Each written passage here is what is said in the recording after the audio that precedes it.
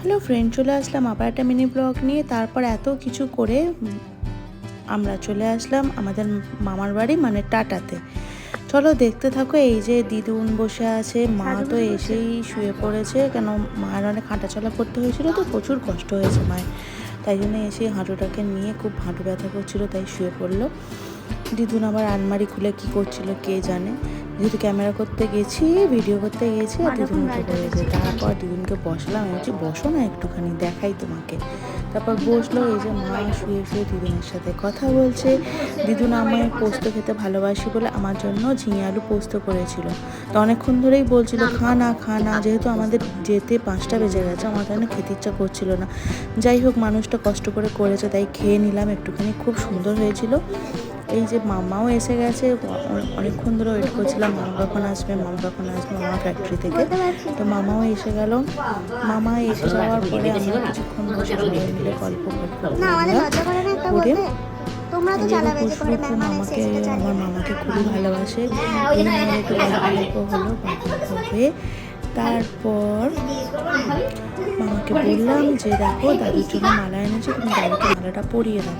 তো মামা হাত ধুয়ে দাদুকে মালাটা পরালো। দাদুকে বললাম না আমার যেখান থেকে মালা এনেছি, তো ওই মালাটা দাদুকে পরিয়ে দেওয়া হলো। তো আরেকটা মালা পরানো হয়েছিল অন্য একটা ফটোতে, সেটা আমার তোলা হয়নি, একদম তুলতে ভুলে গেছিলাম। যে মালাটা পরে দাদুকে খুব সুন্দর দেখতে লাগছে। তারপর মায়েরা সন্ধ্যেবেলা চলে গেল চিকেন পকোড়া আনতে। এই যে চিকেন পকোড়া, আমার ওখানে চিকেন পকোড়াটা খেতে না খুব সুন্দর লাগে। পকোড়াটা না একটু জুসি টাইপের হয়, ঠিক স্ক্রিচি হয় না। এই যে এই এত বড় কাঁঠালটা আমার শাশুড়ি আমার মামাদের জন্য পাঠিয়েছিল, কেন ওরা কাঁঠাল খেতে খুবই ভালোবাসতেন। আর এই যে এত আম দেখছো, এই আমটা হচ্ছে আমার দাদুর বাড়িতে, তোমার দেখাচ্ছিলাম না যে দাদুর বাড়িতে ওরা সব আম পাড়ছে, তো এই এত আম পাড়া হয়েছিল, অনেক আম ফেটে গেছে, অনেক আম নষ্ট হয়ে গেছে। তারপর চলে আসলাম আমরা রাত্রের খাবারে।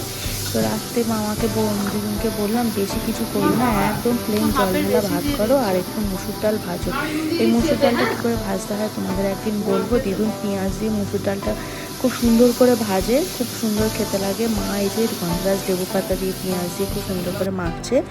তারপর ওদের জন্য এসেছিলো বিরিয়ানি খেয়ে আমরা চলে আসলাম নিচে একটু হাঁটতে।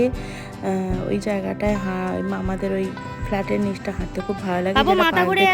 পার্কে দোল খেতে। তারপর আমরা দোল খেলো, আমি একটু গিয়ে ওর ভিডিও করলাম। ওই স্লিপটাতে উঠেছিল ও, কিন্তু তখনকার ভিডিও আমাকে করতে দেয়নি। তারপর ওর সাথে একটু ডেকে চললাম, খুব ভালো লাগছিলো মামার বাড়িতে গিয়ে।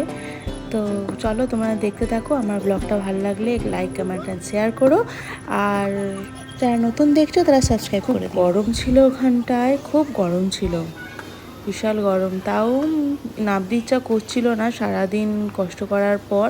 তাও সবাই যখন বলছিল সবাই মিলে নামলাম, এবার দোল খেলো, মজা করলো। কারণ আমরা চলে আসলে না দিদুন আর মামা পুরো একা হয়ে যায়, তো ভালো লাগে। কটা দিন গেলে ওদেরও ভালো লাগে, 2 দিনই যাই। চলো বন্ধুরা, টাটা, গুড নাইট।